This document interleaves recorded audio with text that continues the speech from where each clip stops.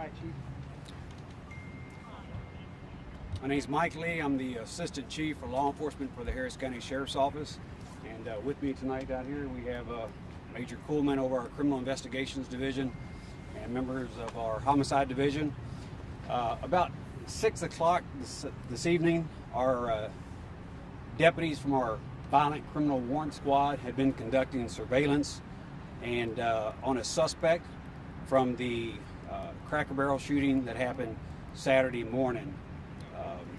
They had been conducting surveillance pretty much all day today, and they had observed the suspect leave a location just south of where we're standing, watched him walk down the roadway and got out of their vehicles to approach him on foot, called him by name. He began running from them, and as they were chasing him, he made some gestures as if he was pointing a weapon at them. And at that time, our deputies opened fire, discharging our firearms multiple times, striking the suspect. The suspect was transported to Kingwood Hospital, where he was pronounced deceased. This suspect, as I mentioned, and Sergeant Wolford here from our Homicide Division will go into more detail. He is a person of interest in that murder of Miss Balcom Saturday morning, and we, after that information is confirmed, we hope this case will end with some comfort for the family of Miss Balcom in that tragedy. So right now I'm going to turn it over to Sergeant Wolford for additional details. Yeah, Sergeant Dennis Wolford, W-O-L-F-F-O-R-D.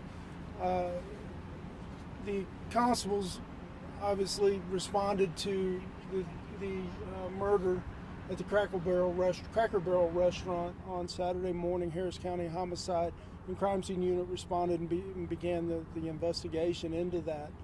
During the course of that investigation, the Dodge Charger that was put out on the news was located, as well as some people that were associated with that vehicle. Some people were brought in, interviews were conducted, and we were able to identify who we believe were the shooter, which is going to be the person that was shot by our deputies today. We were still in the process of corroborating a lot of the information that we received from witnesses. We did find out that the suspect had 2 open felony warrants, one of them being for aggravated assault, family violence. We believed him to be armed and dangerous, so while we continued our investigation, we contacted our warrants division and asked them to try to attempt to locate the suspect and take him into custody for the 2 felony warrants that he already had that were unrelated to the capital murder. They began, as the chief said, they began that surveillance today. They were able to locate him, and an officer-involved shooting occurred. Anybody have questions? Was there a gun found at the scene belonging to the person of interest or suspect? We're still processing the scene. There's a lot of things. There's bags there, stuff like that. We haven't been able to go through yet. So at this point, no, there's not an obvious gun that we've located. How many other suspects could be involved in that Cracker Barrel incident? Well, there are. We're still determining who's a suspect, who's a witness, and who's not. So there's possibly 2 suspects. It's yet to be determined whether or not they are that other person is a suspect or a witness. But the man that was shot here tonight, you believe he was the gunman in that robbery? We do believe that the man that was shot and killed by the sheriff's office here tonight was the shooter in the robbery at the Cracker Barrel.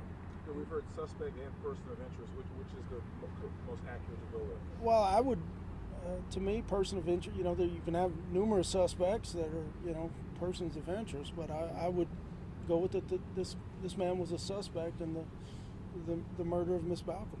You mentioned there were interviews and there was that Dodge Charger that connected you to this person. Is there any other evidence you can talk about that makes you all believe he was connected to that Cracker Barrel shooting? There's no evidence I will go into specifics on, but there is digital or there's surveillance video everywhere. And that's been our main focus since conducting interviews. And as we conduct more interviews, we go and look at more surveillance video. And a lot of times surveillance video is how we corroborate people's statements. And so that's what we were in the process of doing. We did find video that did corroborate some of the statements that we've been given. So was he alone this evening, or was there somebody else with him? He was alone this evening on foot.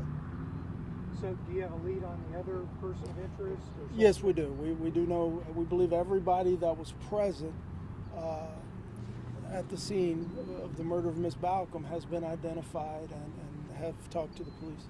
Was Do you did think two that deputies open fire? Yes, that's right now. That's what we believe, is that 2 officers discharged their weapons during this incident. And do you think they could be connected to some other robberies as well? That is something that we're looking into for sure. Our suspect does have a lengthy criminal history. He was out on bond on a misdemeanor terroristic threat, as well as the 2 open felony warrants that he hadn't been to court yet for. He had been to TDC. I'm not sure what he was in TDC for at this point, but you know, we will look at him for other robberies. We'll get with our robbery division, City of Houston, and other municipalities around, and determine whether he could be the suspect in other robberies. First day of surveillance, you guys found him. Why in this area? He lives around here. We received information that he does reside in this area. Yes, sir. Have you released the name of the suspect? No, sir, and we will not until he is positively identified by the Harris County Institute of Forensic Sciences. And the next of kin's notified, obviously. Yes, sir. And just so we reported correctly, can you describe again what happened when the deputies saw the suspect? He raised his hand and it appeared to have a weapon? Or and again, we haven't taken official statements from them yet.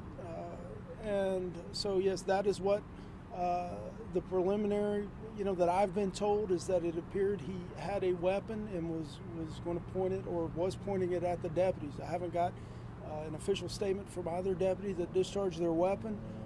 They have a right to an attorney and things like that, and we'll get a statement from them. They will give us a statement about what occurred out here. What's their current status, your deputies involved in the shooting? I'd have to defer to the chief on that. I'm sorry. The current status of the deputies who discharged their weapons? The current status? Yes, sir. Oh, both of them are fine. Yeah, they're okay. Yeah, they're good. Are they on administrative leave right now? What's the official That- process? They will be. That's our routine for any deputy involved in the shooting. They'll be on administrative leave, basically desk administrative assignments for about 3 days. They'll visit our department psychologist and before they go back to their regular duties. These are undercover deputies that work in our violent warrant squad. And then I know you said you're not identifying the person who was shot and killed. Can you give us a description, a roundabout age? He is a 28-year-old black man. You talked about witnesses coming forward. How important is that to get this? Well, it's very important.